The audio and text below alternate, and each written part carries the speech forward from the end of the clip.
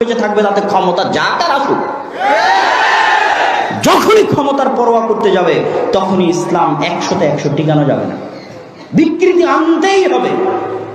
আজ নাম নিয়ে বলতেছি, জামাতে ইসলাম বিকৃতি আনেনি, এনেছে।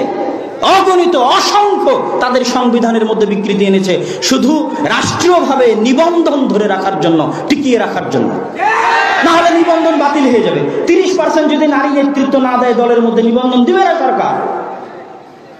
যদি নাম জামাতে ইসলাম বাংলাদেশ না করে, বাংলাদেশ জামাতে ইসলাম যদি না করে, তাহলে দিবে না নিবন্ধন। তখন নাম চেঞ্জ করে জামাতে ইসলাম বাংলাদেশ করা হয়েছে।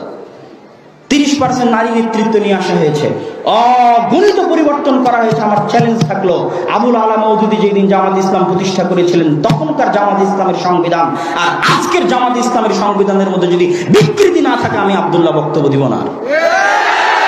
বিকৃতি কেন এসেছে? ক্ষমতা ধরে রাখার চাহিদায়। সে বিকৃতিটা কোথায় করা হয়েছে? ইসলামের মধ্যে। ইসলামকে জবাই করে আমি কিভাবে ইসলাম প্রতিষ্ঠা করব? যদি ইসলাম কোনদিন প্রতিষ্ঠা করতে হয়, 100-100 ইসলাম প্রতিষ্ঠা করতে হবে, নো কম্প্রোমাইজ। হয় ক্ষমতা আসবে, না হয় ক্ষমতা আসবে না। ক্ষমতা দেওয়ার মালিক আল্লাহ, কিন্তু 100-100 উলুহিয়াত রাখতে হবে আল্লাহ। আল্লাহর উলুহিয়াতের শরীয়তের সমপরিমাণ কম্প্রোমাইজ করে আহলে হাদিসরা ক্ষমতায় যেতে রাজি নয়। আহলে হাদিসরা ওরকম হাজারো ক্ষমতার মুখে লাথি মারতে রাজি আছে, শুধু আল্লাহর উলুহিয়াত বাস্তবায়ন করার জন্য। কেন? একটা দল, একটা জামাত তো থাকতে হবে, যারা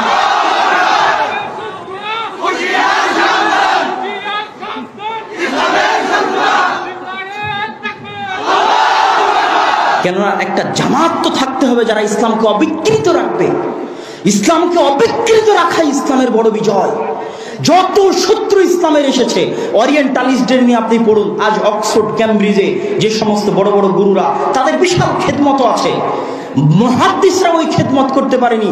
জন্মগত ইহুদি খ্রিস্টান, কিন্তু শিখেছে আরবি ভাষা, ওরা যত বড় খেদমত করেছে। আমার ওস্তাদ মুফতি সাইদ আহমদ পালানপুরি বলতেন যে ওরিয়েন্টালিস্টদের একজন আছে, নাম আমি ভুলে গেছি, যে 16 বার মুসনাদে আহমদ প্রথম থেকে শেষ পর্যন্ত পড়েছে। কয়বার?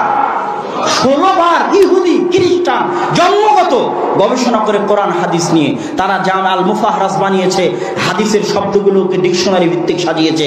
মানে নিয়াত, নিয়াত শব্দ লেখার পর লিখেছে যে নিয়াত শব্দটা আবু দাউদে এত নাম্বার হাদিসে আছে, নিয়াত শব্দটা তিরমিজিতে এত নাম্বার হাদিসে আছে, নিয়াত শব্দটা ইবনে মাজাহতে এত নাম্বার হাদিসে আছে। এই ডিকশনারি কোনো মুসলমান আহলে হাদিস, মুসলমান মুহাদ্দিস তৈরি করেনি, ওরিয়েন্টালিস্ট ইহুদি খ্রিস্টানরা তৈরি করেছে। কেন?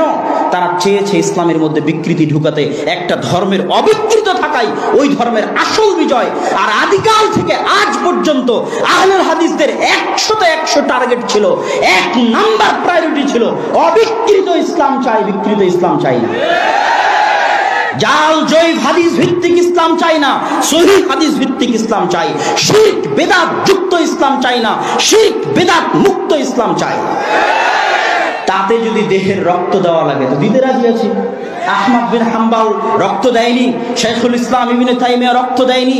শাইখুল ইসলাম ইবনে তাইমিয়াকে জেলখানায় বন্দী করে আহলুল হাদিসদের কণ্ঠকে কি রোধ করা গেছে? আহমদ বিন হাম্বলকে বাগদাদের রাস্তায় উল্টা করে ঘুরিয়ে আহলুল হাদিসদের কণ্ঠকে কি রোধ করা গেছে? ইমাম মালিককে পিটিয়ে তার ফতোয়া থেকে কি তাকে সরানো গেছে? যায়নি। নাসিরউদ্দিন আলবানী রাহিমাহুল্লাহর উপর শত অপবাদ, শত জুলুম, শত অত্যাচার, বহিষ্কার করেও তাকে তার আদর্শ থেকে সরিষা সমপরিমাণ টলানো যায়নি। আহলুল হাদিসরা আদর্শে বিশ্বাস করে, আহলুল হাদিসরা আদর্শের জন্য সব কিছু বিসর্জন দিতে রাজি আছে। টাকা পয়সা বিসর্জন দিতে রাজি আছে, সন্তান সন্ততি বিসর্জন দিতে রাজি আছে, ক্ষমতা বিসর্জন দিতে রাজি আছে, নিজের জীবন বিসর্জন দিতে রাজি আছে।